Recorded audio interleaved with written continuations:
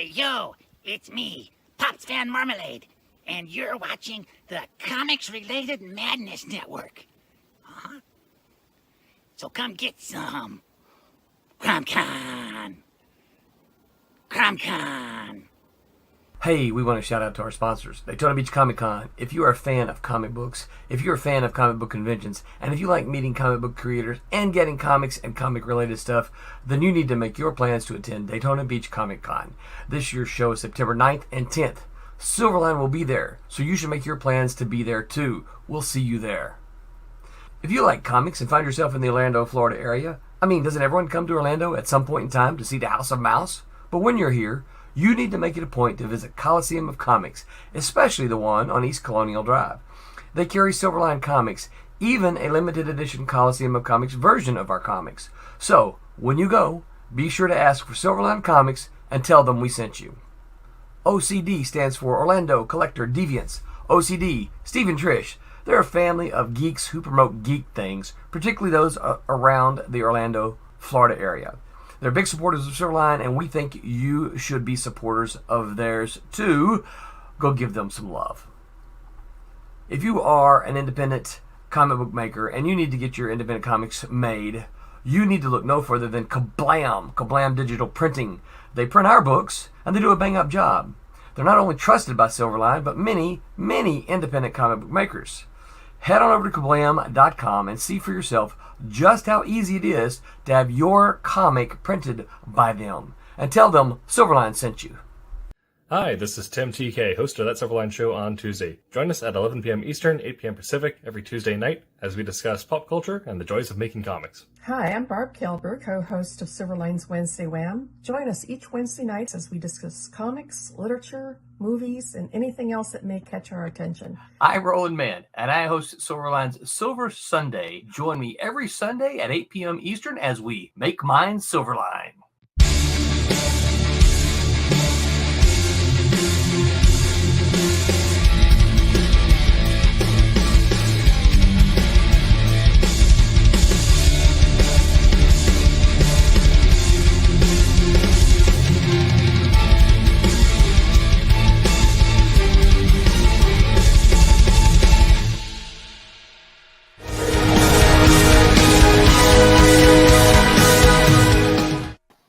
Hello, Internet, and welcome to That Silverline Show on Tuesday. I'm your host, Tim TK, and I'm joined, as always, by Jose Fuentes.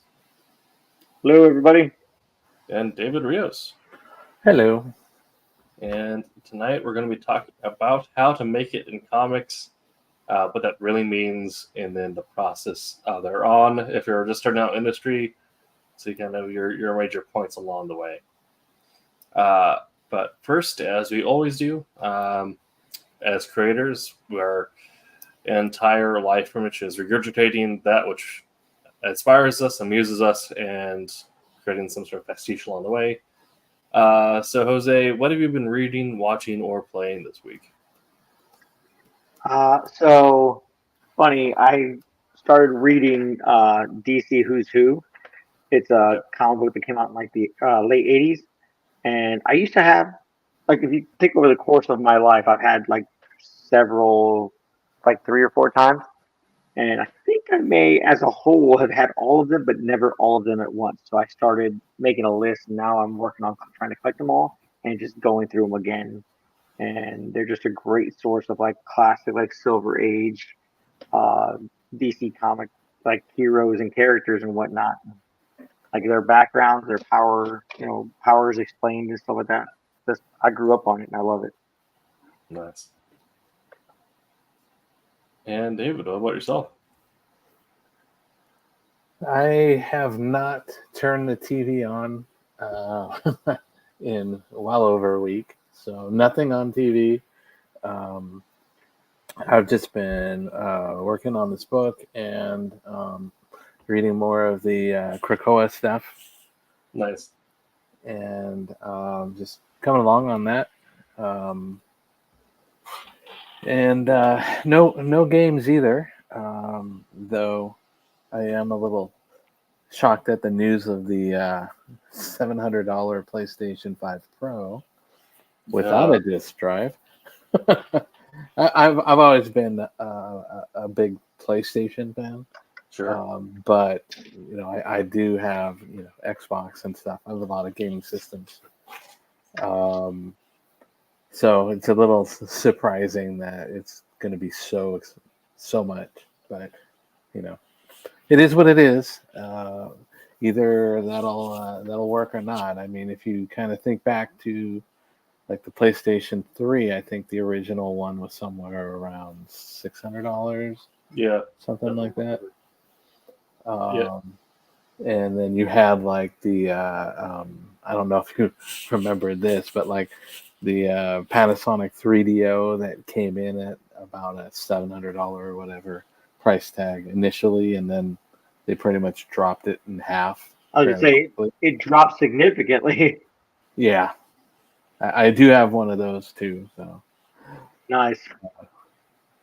yeah, so I mean, it's been a weird week for PlayStation news because we got the Pro come out, which essentially is just a graphical update. It's not a whole new system, right? Mhm. For the cost of a whole new system, but also they had Concord happen. They had a whole like first party like it was supposed to be like a big deal like arena shooter, Mhm. hero shooter, and then ends up closing like 2 days after release because it sold all of 1,000 copies. Yeah, I imagine that well, that may be something that's collector's item. I don't know. Yeah. It won't do anything. You'll have a disc. That's about it. But they shut the servers down and everything. But yeah, I was reading some of the news on that. And then we have our couple of losses from yesterday. Yeah. So Yeah. there's been a lot of good stuff going on both both of them. So it's great seeing the love pour out on from the community. So but that's mainly been it for me. I do want to hear. I've seen some videos, but I do want to hear a little bit more from Jose about his con that he spent over the weekend. Yes. It was pretty fun. We had several people. John Crowther was there, obviously Roland and BJ, uh, and Brent was there, Haley and Tommy, and my wife actually went, which she doesn't normally go because I I did she doesn't. see. I saw her in one of the videos. It was one of Yep. Roland's, and I think it kind of panned over. I also saw. I think it was the same video where Haley was fanning Rollins. That was BJ. BJ was fanning. That was BJ. Okay. Yeah. But because air went out or something like that, right? No, it was just hot. Like I don't think the air had finally turned on because it was kind of the beginning of the day. So like beginning of the show, and so the doors were all open so you can get all set up and everything, and so it hadn't quite cooled down yet. And so BJ was just she had this big board. I don't even remember what it was, like cardboard or whatever. She was just like fanning him, like. And it's funny because I met Jeff Whiting there, who he did stuff on the Tick, and I got to meet him. But like he actually got a picture from across the way of BJ fanning roll. Like Amazing. it And what was that was pretty good. whole big dinosaur roaming around in the background? So on Sunday, there was a big velociraptor they brought in that was kind of in the corner, like from where we were sitting. It was like where we were sitting was off to the left in the corner. And every so often they would just get it to walk it around on a leash and whatnot. And there were pictures taken of just people like getting pictures taken. I think Haley kind of got a little not freaked out, but like it was definitely like dramatic about it. It was pretty cool. Tom Rope got his arm in there and got a picture of his arm inside the mouth and everything. It's pretty cool. Just walking Kinda around freaking kids out. Similar to the where you see like the 501st and the cosplayers Yeah. running around with all the droids just walking the hallways and just doing fan fun stuff. Heck yeah. It was pretty good. Oh. But yeah, I had did pretty good there. Had a couple people that were there the year before that that showed up and just but like I said, it was a pretty good convention. Daytona Beach is probably one of my favorites that I've done so far. Nice. Yeah, I really enjoy it. Yeah. Did you get sell some stuff and get some commissions and stuff like that, or is it? I did actually. Yeah. Okay. No, I did pretty good with sales and whatnot, and like I said, met a few people, picked up some stuff from my DC Who's Who comic list. But yeah, like picked up a couple commissions, and said all as a whole, it was a pretty good show.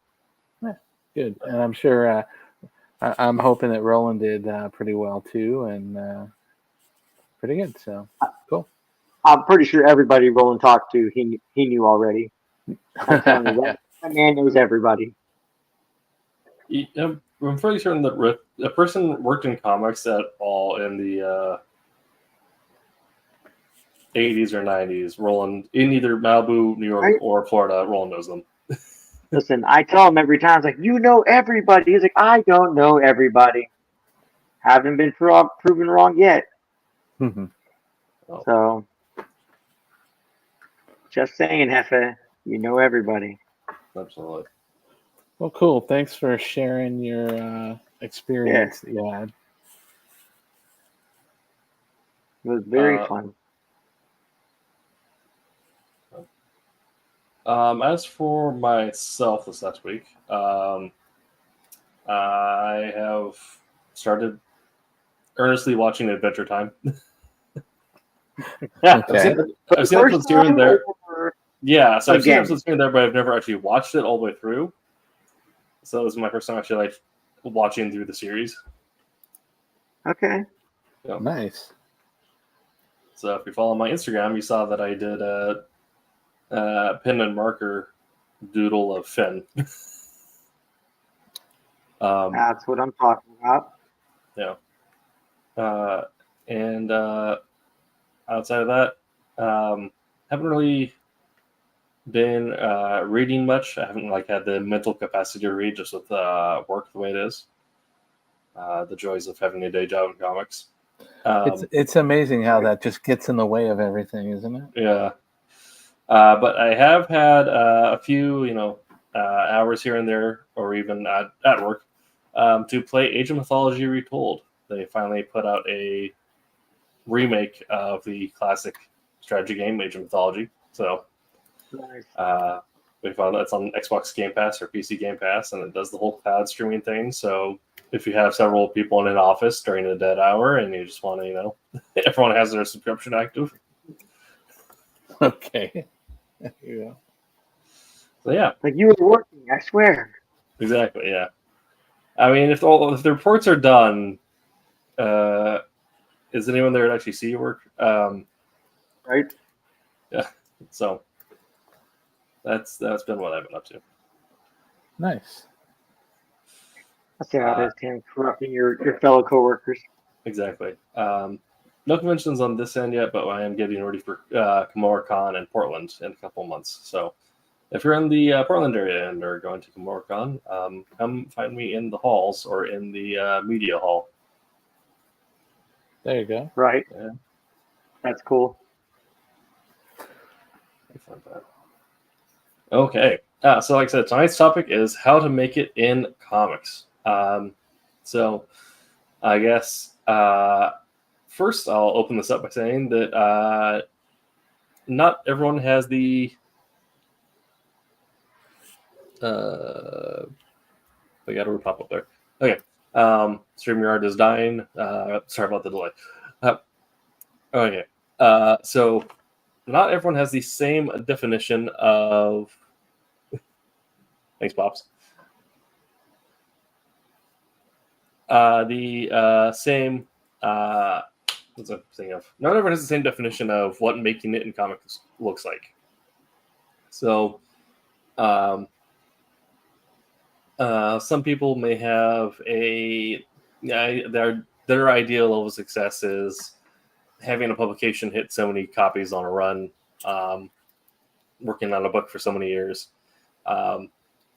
Having a title through a certain publisher or working on a certain title, if you grew up being like an avid Fantastic Four fan, then your definition of success, like you made it when you've written or illustrated for a Fantastic Four title, right?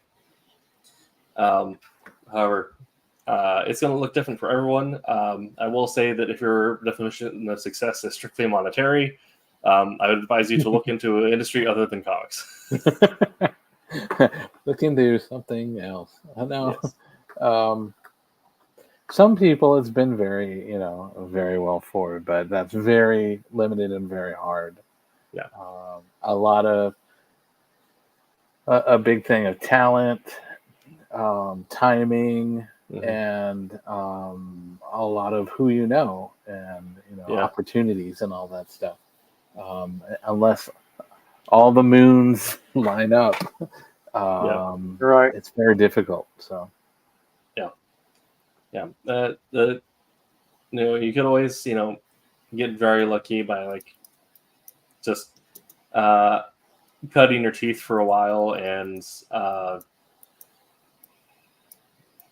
kind of grinding it out until you have a moment where your skill and your luck meets the correct opportunity, and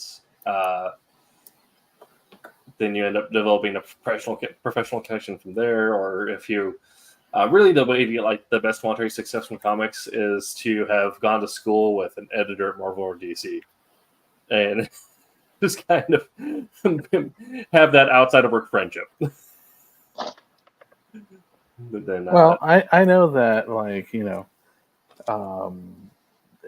well, I don't 100% know, but maybe Jose can comment. But I'm sure being the training, going through the school, I'm sure had some things to help. Obviously got to put the work in, and and I know that over time Jose has put a lot of work into this, but I'm sure he's probably got some communication, some things that he's that he's developed through being at school, being with other artists, and the exposure that has maybe helped him too. Nope. I cannot.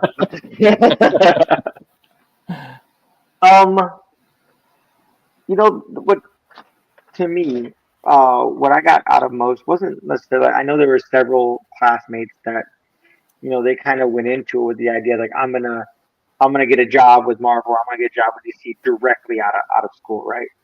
And there were some people who were like, oh, I want to go to school because I want to be able to network with creators who are my teachers and be able to like have that to fall back on. I went there with the sole purpose of I wanted to learn how to be a better comic book artist. And like, not that there were any secret tips and tricks, but like not, I guess not necessarily an edge, but what can I learn, right? What don't I know already that I can learn, and just take that and move forward. And well, obviously one of the things I learned is to work hard, like keep working. Just like I didn't learn to be a better artist there, other than learning how to like narrate digitally, or not digitally. I'm sorry, narrate with art. You know what I mean? Taking the script and turning it into paneling. And but I enjoyed the fact that I gained some friendship. You know what I mean? I can still reach out to some of my teachers and be like, hey, will you just look at this? Like, something looks odd to me. Will you take a look at this for me? Like, or what do you think about this? Or if I do this, or if I need any advice in regards to like even like the business aspect, like do you think this would be a good move for me? I can reach out and ask. You know what I mean? I can reach out and say, hey, and it's not like, oh, this is some nobody that we've never met before. You know what I mean? Asking me for advice. It's someone that I've taught, someone I've spent 3 years with every day. You know what I mean? Learning, and just I guess building a rapport with them that way.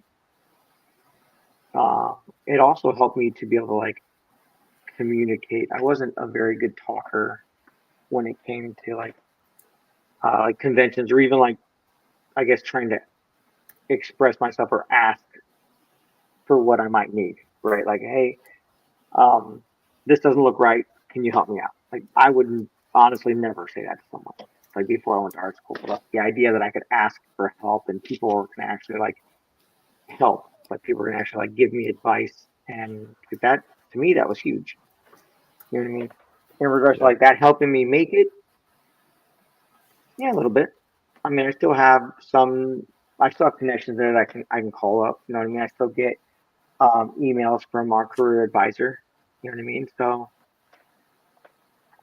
I've been able to meet with some of my class, or not classmates, but my teachers who've done conventions that I've done, and be able to go up there and talk to them about it, like from a graduate, from a professional artist point of view, because I mean I view myself as a professional artist. I do work, and the way I see myself as being a professional is, can I afford tacos? If the answer is yes, then I am a success. Yeah. So I know with me it was very hard when I first started. Once I got in, and I started dealing with people, I was able to bounce a lot of ideas off and really develop my own style and all that, and work with you know creativity, creatives. But like for me, it was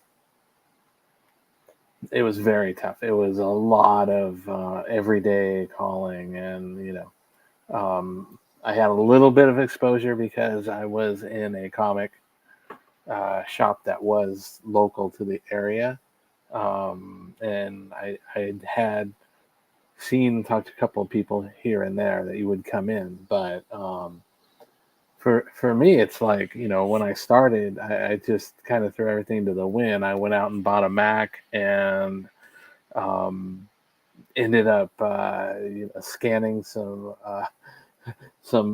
of the darker image Macs, black and white, and then just sit there with you know and just trying to color those things and do that to just kind of get out there. And like I said, at this point I'd already done some of the inking things and stuff like that. But yeah, it was hard. But then once I actually got in and I was dealing with a lot of the other colorists and all that stuff, you get a lot of kind of bounce off of and you really start to go through and develop your style and all that. So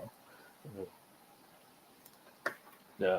I'll say like someone to kind of like I'll say with going through a writing program, um, you get a lot of people who go through this kind of programs thinking that they're going to immediately write the next great American novel or sell their next first screenplay out of college to Hollywood.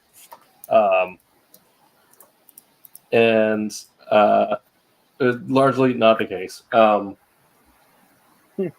originally went into it because I wanted to do freelance work writing dialogue for video games, and just wanted to get better as a writer because I'd already been writing beforehand. And then ended up getting more into getting back into comics as went on the program actually. And then it was that mix of just taking the time to really like dig into my skills and learn what I was uniquely good at or uniquely interested in writing, that I could have that my perspective wasn't cookie cutter with. And then obviously you do make use of professional connections after that, where some of it was just having a connection or instructor there that pushed me to submit short stories to editors and agents and knew like the right emails to start with, until eventually Roland reached back out and was like, I need a publication editor or submissions editor. Do you want a job? So the kind of mix of both the direct connection as well as just taking time to really hone in on my skill there. But I will say that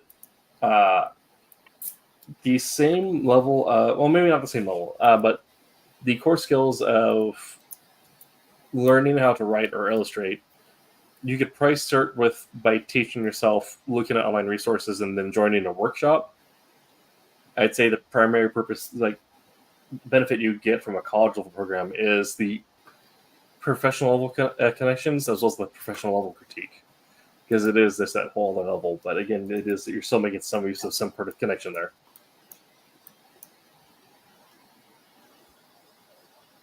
Awesome. Thanks for sharing. So, like I said at the start there, everyone's idea of making is going to look a little different. You kind of described what we've seen other people, like what their perspectives of making it is. I've said before that my definition of success, which I have now met, and now I need to find a new one, which I already have an idea of how I was looking at, but my definition of success has always been if I could write a comic that some kid in school could find somewhere and just have 30 minutes or like a good time and like enjoy themselves for 30 minutes, then that I know I've made it. And I found out that my books have actually been put into schools, and that Nice. that's happened. I got some fun letters back. So now I'm trying to figure out if I think my next thing is to write a moment either in some sort of horror, action, or hero sequence that makes someone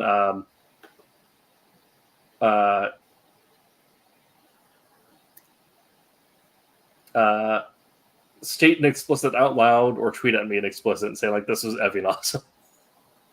I think that's my next goal.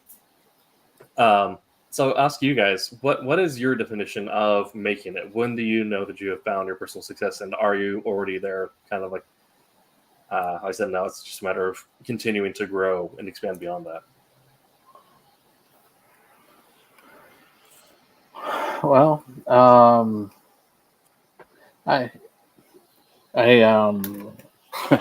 well, for me, it's like, I felt like I made it, back in, in the 90s, and now it's just, it's just a whole different environment. Along the lines you did mention, you got to work on the book that you wanted to do. So like I said, I was lucky enough to, I was at the time a huge X-Men fan, so being able to do, coloring on, covers of X-Men and Uncanny X-Men was like, wow. I got, I got to really play around with some of the Ultraverse books and things like that.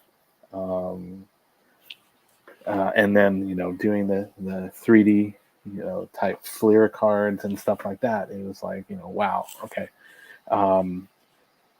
So lucky enough, I did have that, feeling as making it back then. It's a little harder now, just different environment. The independent stuff is nice.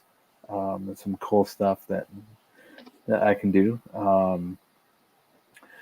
But yeah, like I said, most of mine, that whole feeling of making it was, going through and doing that. And then I've had very limited things on it, being a colorist, you kind of filter into the crowd. But I did, I remember going to a signing and, people were excited to see, some of the stuff I was working on and all that. So that was good.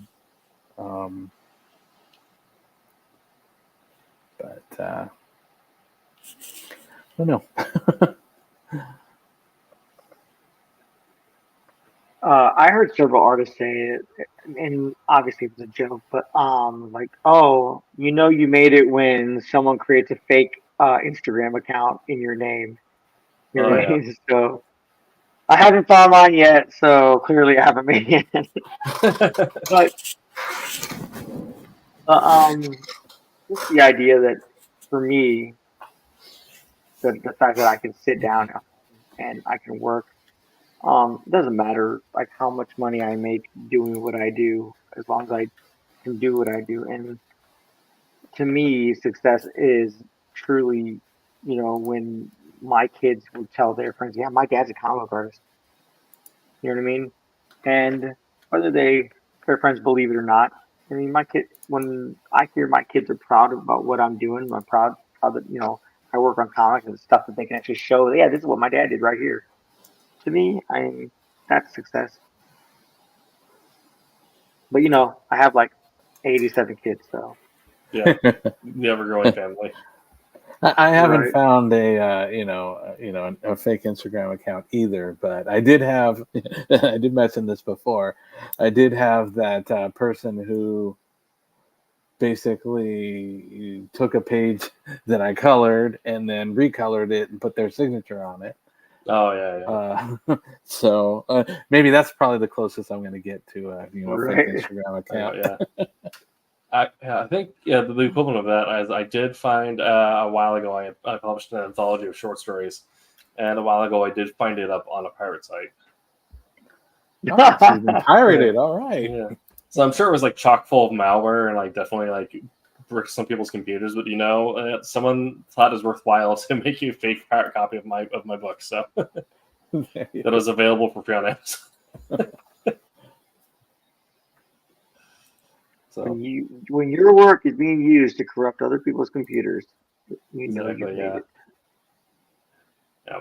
Or when your art is being used to spam people's Instagram boxes with bad links. Right. I mean, I would imagine now maybe when your art has been used for the AI algorithm. Oh yeah, when an AI just gobbles up your art and spits it out with like 6 fingers, Right. and, like, 3 faces, yeah. That might be the new success marker now. Yeah. Would that be considered, if because Demon has 3 tails, if he's in there and he has 3 tails, that we can almost say that's partially AI generated, multiple tails and things like that? Or do we need to like double it, like 6 or I something? think you would have to It'll double be it. Yeah. 6 or either it'll be 1. Like it'll misread and only do 1 tail. Right. There we go. Yeah.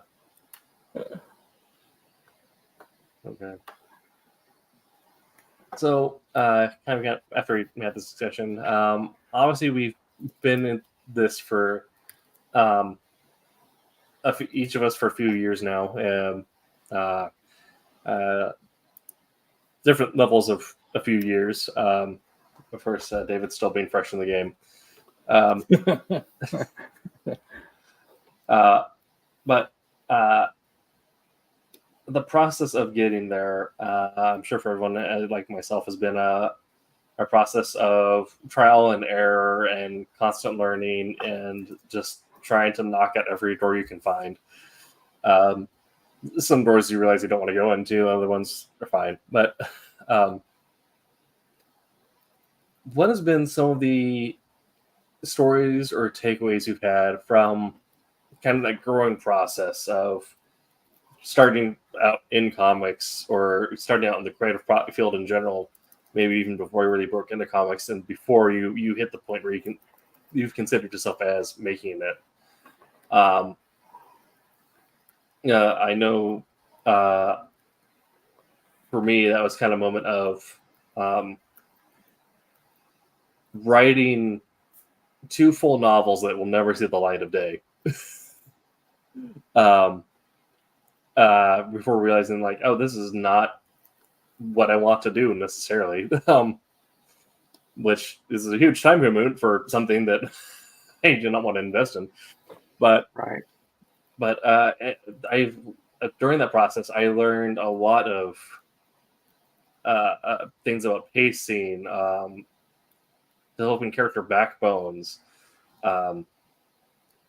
building up my patterns and finding the writing pattern that works for me. Not necessarily like, how do you like set aside the correct amount of time and the correct location and things like that. And while it was, you could look at it as a tremendous waste of time. For me, it's kind of the same thing. Like, people are never going to see my writing homework. I'm never going to publish this, my writing homework, right? So this is just me doing writing homework as an adult, and kind of using those massive failed projects as instead opportunities to really kind of dive into the style, the types of creativity, the elements of creativity that you can only really learn by doing by yourself, and then seeking feedback later. Um, and I feel like a lot of the elements they took into the comics that haven't, or comics and short stories that have been successful, I learned my parts of the elements that I needed for those in that process of writing those two failed novels. So what have been kind of some stories similar from you guys? I learned, even before art school, there are some books you should probably say no to. um, Not that I'm not proud of the work I did, right? But I know my limits now. You know what I mean? I definitely won't do this. Like, I won't cross this particular line when it comes to like drawing certain things, or working on a book that does certain things. And that usually goes over fairly well, like as long as you communicate with someone. You have a editor or whatever, like, hey, I got this done. Probably am not going to be able to move on further. I just can't. You know what I mean? And I feel that as long as you like talk about and explain, you know what I mean, it tends to go well. But like, I've definitely learned in the process of like from starting to now, like where my limit of what I'm okay with working on is. You know what I mean? Like, you have to get there. I mean, I feel everyone has to get there. Has to figure out where their threshold is, and I feel I know where mine is now. And that took going through the process of doing works and then doing other works. I'm like, I probably don't want to go back to doing that. I will do other stuff. You know what I mean? I definitely will still Yeah, work with people no matter what. But like I said, I know where my threshold is. that's fair. I had well, I've done some projects that I normally wouldn't think about doing, and they turn out okay. It's just not really, like Jose said, it's one thing that I just don't think I'd ever really do again. Um, but I've also had other things outside of comics, graphic design related, that I've done that just kind of taught me some lessons on setting boundaries and things like that. If I feel comfortable setting boundaries, things like I had a particular website I was doing some artwork for, and it's like the degrees and amount of changes that were on the fly, that they would, oh, well, we want this. Okay, no, how about this? How about this? How about that? 9, 10 different revisions on, and it's like, all right, well, to try and kind of draw a line here, either, it's, we can, I'll give you one more change, one more revision, and then after that we got to start, talking compensation, because this is something that's well beyond. So I learned some aspects on that. As far as the stuff getting into comics and things like that, I had hit, when I was originally trying to get into coloring. I had put a lot of devotion into getting into it, and then the hiring was done for a while, and it was a matter of nothing's going to happen right now. We're full. We've got the people that we need for now, and that was a case where kind of all the stars per se aligned in a different direction. It was the job I was working just fell apart. I had just gotten out of school, and this kind of dried up and all that stuff. And it was on a good side, it was a point where you know I just had an opportunity to go and just pick up, and I moved out to Texas for 6 months and went completely different direction.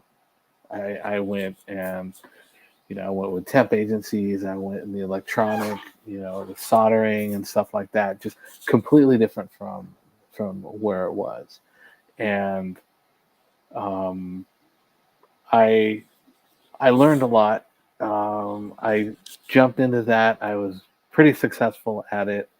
Um, I Once I got the job, I was like 3 months in, and they wanted me to be in charge of their clean rooms and all this stuff. So I was pretty good at it. Um, but after about 6 months, things started opening again. So I came back to California. But the good thing about that was, not on the negative side, but on the positive side is it was an experience because my brother and I both met in Austin, and he had everything that he had was what he could carry on his motorcycle, and everything that I had was what I could carry on an airplane to fly there.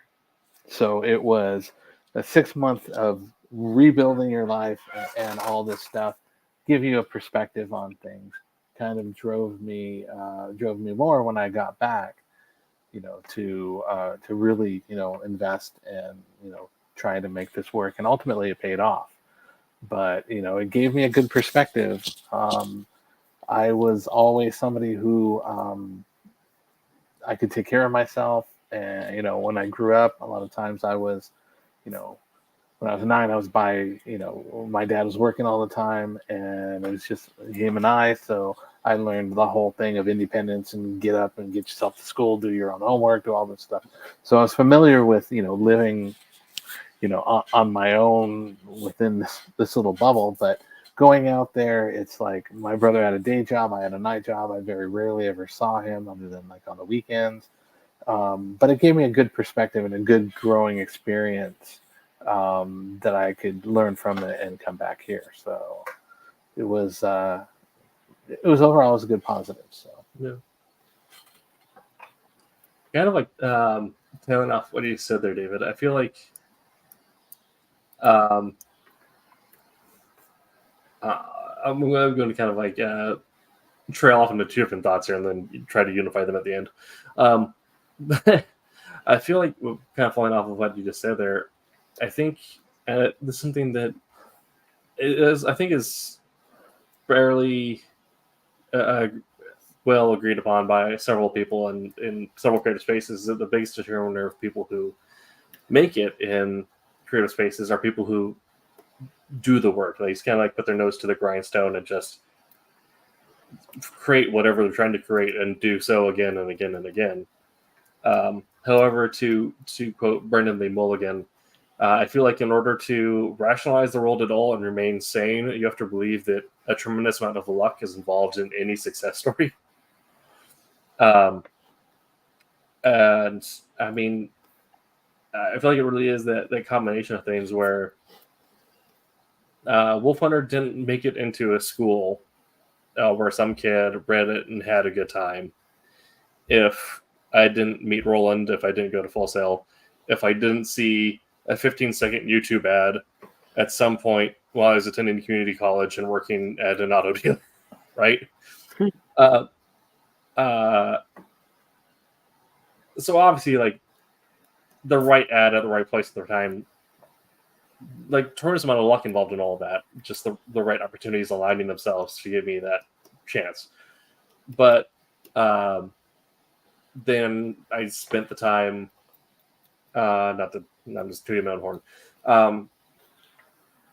working and grinding out that book and fleshing out the idea, because that was an idea that's been around in my head for a while before it finally became a comic. And working with Roland on it and like spending hours on this thing. So it is a combination of that get up, take care of yourself, do the thing.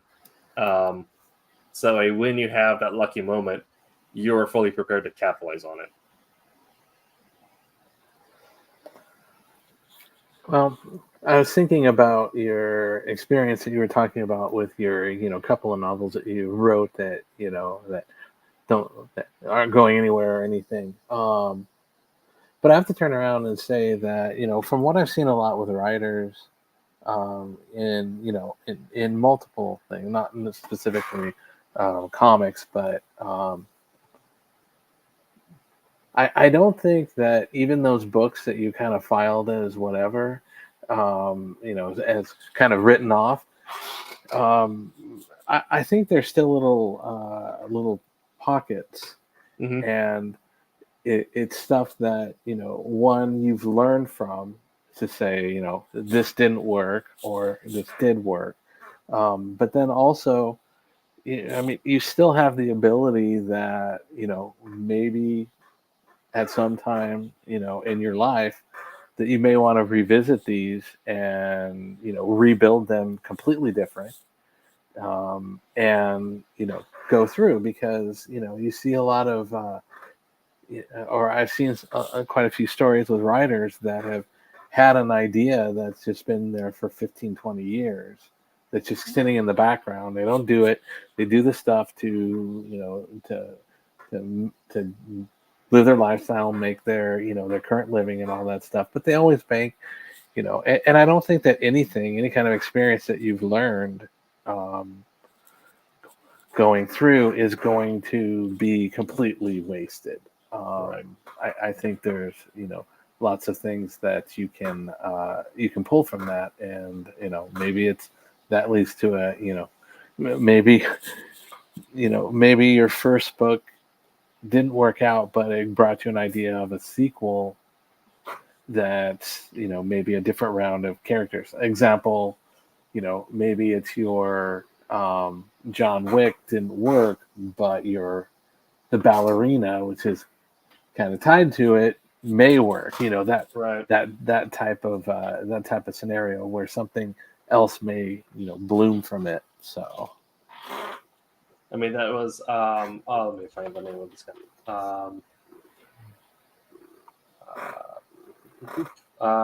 It was Duncan Jones. He had written a movie that never actually got made, so he ended up working with Alex DeCampi, and they created a comic instead called Maddie, and that ended up being like a hugely successful Kickstarter. There you go. So it's kind of whole thing of you spend your time investing in something, and like even if it is a dead project, at some point you still get that. When you develop the correct skills or the correct knowledge of where you want to put it, it'll end up figuring itself out.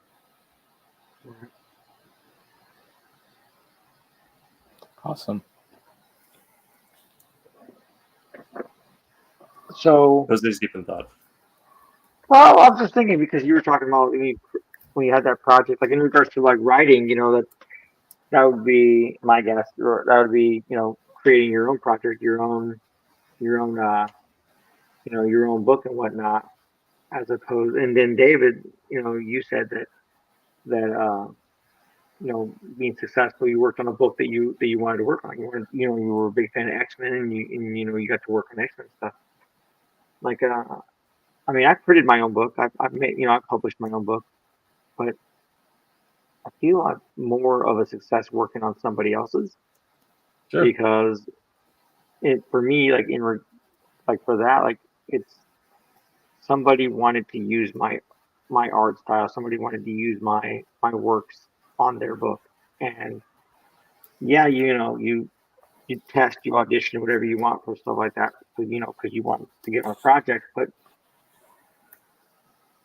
I don't know. I thought it was a success in reaching a goal to make my own comic, but then I felt for me it was a success that somebody liked what I did and they wanted me on their project. Does that make It's a sense? it's a moment of having someone else kind of like vouch for your work or kind of validate your work. Yeah. Yeah. Well, of being like put on by someone else. Yeah, definitely. As a writer, I do get that when like an artist is like, oh, I want to work on that script, right? Or when an artist looks at my script and says, oh, I want to work on that. Like you get that same feeling where it's that moment of like, oh, I put something that's worthwhile, right? Right. I get the same thing also, just like even at this scale, like being a small print house, thinking about the amount of work that we create to do our book, right?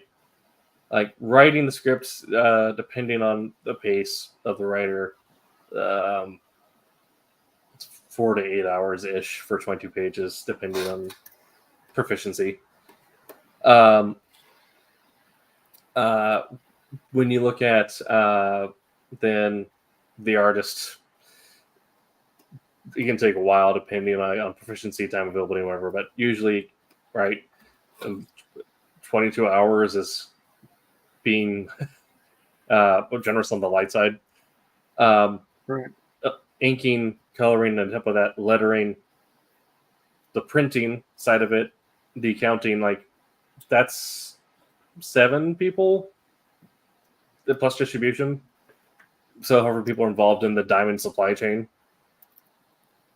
So, even just us tinking around with our comics, whatever, at this level, the amount of people that we've then generated work for, it's you get a weird sense of validation. Like I have made impact in the world in a way that Right. is either good or bad, or maybe gives Jose carpal tunnel. But I do my stretches. yeah. Yeah. So it's kind of that a weird sense of that also is kind of a moment where we're going to think back about like in order to get this book to that school for that kid to have their 30 minutes of fun. So many dominoes fell, like it's insane, and I think kind of leads to the next little point I want to hit on is that maybe making it isn't necessarily a singular point, but it's a collection of smaller goals that collect into you feeling like you've had a fulfilling career in comics. And I guess now I break up the minor in philosophy, right? But because you can have, like I said, you have singular points where you feel like, oh, I've done this, I've made it, but then you always need to have that next goal, otherwise you end up stagnating. And being creatives, the problem is usually we have too many goals and not too few. Usually we're on the other end where you need to realize that like, you have accomplished something, you can't beat yourself up because you've accomplished more than a lot of other people have. Well, we kind of you kind of look at at take Roland as an example. You can turn around and say back in the 90s, Roland made it. Yeah. But you can also turn around and say, Roland has gone through and again, multiple times, but now he's got a pretty successful independent company here with Silverline, and I would have to say, that Roland, he made it again, and Right. it's a lot of work from a lot of people, both in front of in front of the camera and behind the scenes. But where do you turn around? Do you just say, in my life, I made it, once, or do you make it, multiple times? If you think of things like example like Dave Filoni, he's, he was, I think he was with ILM initially, if I remember correctly, and for me, it's like, as an artist, if I was like, oh, I was ILM, I'd be kind of, oh, I made it. But then this jump over, to, to Lucas, with, to, the Clone Wars stuff, and then now the movie stuff and all that. I think he's continually saying, hey, I'm making it, and he's making it time after time. So, turning around and saying, I made it, can be a one-time thing, and you can, sit there and and live off that one thing, or you can be one of the people that, that continually makes it and does, uh, just keeps going at it. So, Yeah. I think it's also one of those things, right? If you realize like what your level, what at what point do you feel like you hit a point of satisfaction? Like, do you feel like you need to keep on pursuing something? There's that one moment at the point where like, this is all I wanted to do with this investment. Like, there's plenty of people that have written one book or done one movie or something, and that's like, my good. That's it. All right, I've met my goal. I'm content. Yeah.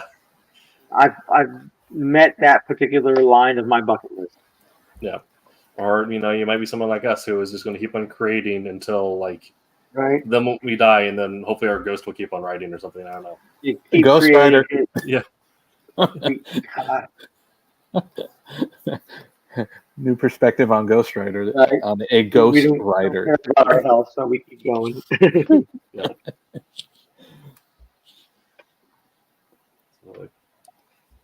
Okay. Or like what Roland said to me when he first brought me on was like, we do this because we love working on comics. We love the idea of making comics. We just love the process of making comics, and we want to continue to keep doing it. And doing it, like making comics and being successful, isn't, yes, it can be financially successful, like you said, or, I don't know, I guess emotionally successful, mentally successful. Because as long as I continue to keep working on a project, to me, I'm doing it. You know what I mean? You're doing it, Peter. You know what I mean? Totally.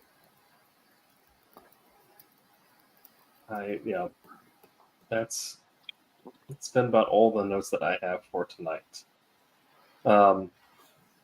Good timing. We're right at the hour. I mean, we Right, usually yeah. go over, but Yeah.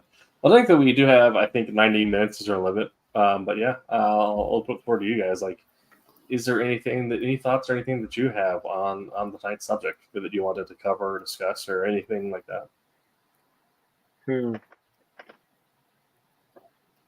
Well, all our millions of viewers that we have, right?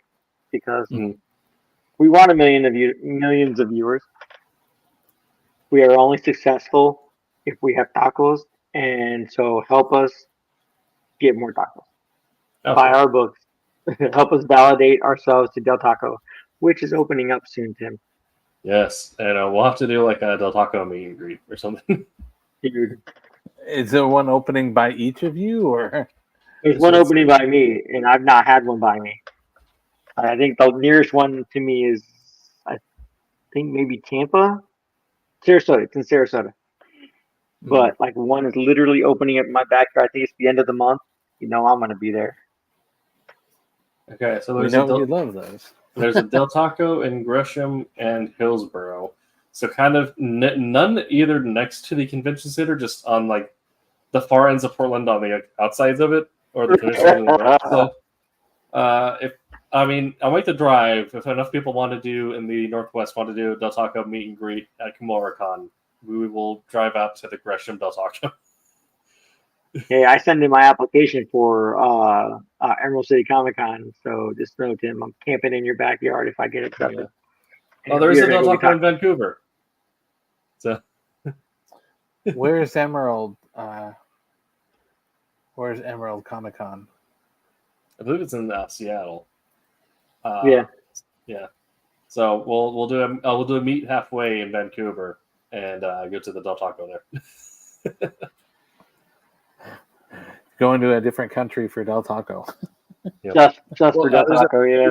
Which is southern Washington, it's right above Portland. Ironically, there are 3 in the city I live in. Nice. Dang. There used to be 4. That one eventually ended up converting to an Arby's. We do have a Del Taco down here in San Diego. The problem is we don't really have any comics related events, so there's nothing really to pull people down from meet and greet unless they just really want to get Del Taco in Oregon's capital. I don't know. It's a thing, right? I guess, yeah. We got Del Taco meet and greet. Yep. There you go. Del Taco and Silverline. Just know, Del Taco, we're thinking of you. We are. Okay. And you have the opportunity to sponsor Silverline. There you go. Yes. Write into a local representative and ask them to talk to their Del Taco sponsors to partner with Silverline Comics. I mean, I have a friend who likes to write letters to places, companies, and whatnot. That There might you go. happen.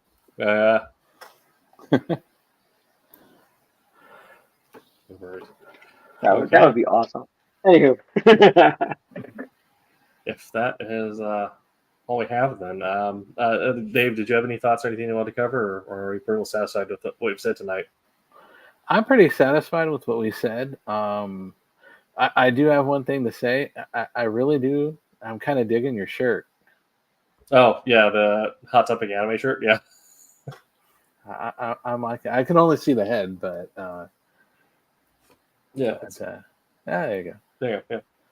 But I'm liking the design on it, and that washed that kind of marker / watercolor type, jumble of colors. I'm really digging that. So Right. Yeah, it's very eye catching. That's what drew me to it. Yeah. cool. Yeah, but I'm happy with anything. I don't know. I'm not really seeing any questions or anything. Just some comments in the chat, but not really any questions. So Yeah. unless anybody else has any questions, I think we're good. I know that currently the is it the Silverline Christmas special is in the Diamond previews this month, Yes. and I know that that's coming to a close. I think somewhere around the 14th, 15th of this month. So if you're interested in those, let your comic You shop should know. get it. I inked in the Kayla's story in it. Yep. Yeah, I saw That was- your name on there. So yeah. Yep. Cosmic Grandpa says, "I live my whole career. So if you love what you do, you never work a day in your life. Good show." Yeah, I mean, pretty much like, you can still acknowledge that it's work, right? But if you love what you're working on, then that's kind of a sign that you're doing the thing. That is a definitely like feeling it in your heart. Yeah. Philosophy, and that there's nothing wrong with that. But realistically, to me, again, this is just me. If you love what you do, you work harder at it than anybody that you know because it is what you love. You know what I mean? Mhm. But the difference is you're working hard at it because you love it, right? So, yeah, I guess in that same instance, it's not work, but I mean, I don't know. I still think it's work. Like, Yeah. but It's like, you know what I mean? yeah, I'm kind of like, you can acknowledge it's work, and sometimes the work sucks, but you love the work, so Right. yeah, very cool. But Yeah. I love what I do. You know what I Yeah, mean? And I never used to be able to say that. And I truly, like I said, I feel that is for me. That is me being successful.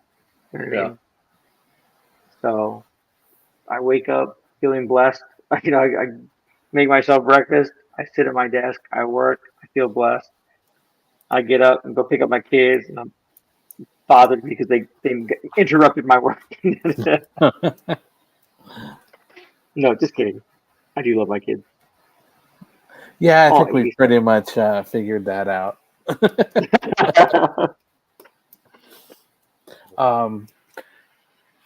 Another side question: is your daughter still playing around with doing stickers and things like that? She is. Marching band is kind of in the way of that right now. So like the focus right now is the marching band. And in the marching band program they have, she actually has a solo in it. So that and musical theater is taking over Preston. But like when during spring breaks or any breaks that they have, she still works on her iPad. You know what I mean? Like I said, she taught herself how to animate, on the iPad using my iPad, and I have no clue how to animate on it. And she loves, just loves drawing. She's kind of hung up on Gravity Falls right now, but There you go. Very cool. she'll be Awesome. excited to know that you're watching Adventure Time, and just Yes. letting you know. Well, I yeah. we had my wife took pictures at the convention I was at this past weekend. There were two people dressed up as Dipper and Mabel, like the two main characters from Gravity Falls. Yeah. And then nope, sorry, back up, Finn. They were dressed up as Finn Yeah. and Squid. And my wife was like, "Oh my gosh, Adventure Time! My daughter loves that." And I just looked at her like, "I'm partial to Fiona and Cake," Yeah. which is like a parallel universe spin-off. So it's weird. Like it's definitely the incorrect order, but I saw Fiona and Cake first, which is why I'm going back and watching Adventure Time now. Right. Yeah. That was kind of me too. My daughter was watching. I mean, started watching Adventure Time, then she started watching Fiona and Cake, and I kind of got interested in Fiona and Cake because, to me, that was the start of my daughter's 16. Yeah. I got my husband and grandpa asked how old. My granddaughter's 10, and she's an aspiring artist. Yeah. Yeah, and never too young to start. Yeah. Right. So I have my 16-year-old, and I think she started when she was 14 doing artwork, and when she was 15, she started tabling with me at conventions. So she'll go to conventions and she'll table and sell her stickers and sketch cards and stuff like that. Nice. And now my 14-year-old is like, "Dad, when is it my turn to come to conventions with you so I can start selling sketch cards?" And she actually has like two binders like this big. I think it's like six per sheet doing sketch cards. Nice. That's funny because as a kid I used to go with my dad to do his stuff, but unfortunately it wasn't fun artwork. It was like side jobs, and he used to work on conveyor belts and stuff like that. But I always looked at it as it was some fun time to spend with Dad. So Right. you're doing fun things, share. Having fun with Dad. So that's awesome. So my 14-year-old did her first digital drawing on my iPad. I don't usually let the kids touch my iPad, right? Sure. Oh dang. That is her. Yeah, right. Yeah. Nice. Not too shabby. No, the color selection is fantastic. I thought so too, and just she figured out blending. I don't teach my kids how to use Clip Studio at all, and I was like, you want to learn how to use it? You figure it out. Like you go in there, you test everything out, you do whatever you want. If you have a question about something, then I'll answer your question. But I'm not going to sit there and give you a tutorial on because I don't know what aspects you want to use. So, and she did that on her own. Pretty proud of her. Nice. But yeah, definitely encourage your kids. Like if that's even a little bit, they go like, "Oh, Dad, can I do this?" Like, yeah, I don't want you on my iPad, but like if you want to draw on a piece of paper, I'll draw on a piece of paper with you. I have several pictures that I've just drawn on my own that I kind of, oh man, I really like that. I'm gonna post that up because I'm gonna use it in something else. And then I have a drawing that I traded with on my best friend's son. Like we did an art trade. We both drew Mickey Mouse. He did it his way, I did it my way, and we just traded pieces. You know what I mean? And so that's hanging up too. I got a drawing up here that my 12-year-old did on my wall because she drew a picture of mommy and daddy and whatnot. So tape that up. Perfect. Very cool. Yep, try to inspire my kids, man. If they want to go into art, if they want to be successful as a comic book creator or as an artist in general, like I'm definitely gonna do my best to push them. And if they see me doing what I love and being successful, then they're gonna want to do the same for themselves as well. So yeah, absolutely. Okay. Well, we will be back next week with something that'll be going back to more of an educational piece, only this time will be me as the instructor, I think. We'll be doing how to market your comics online. Oh.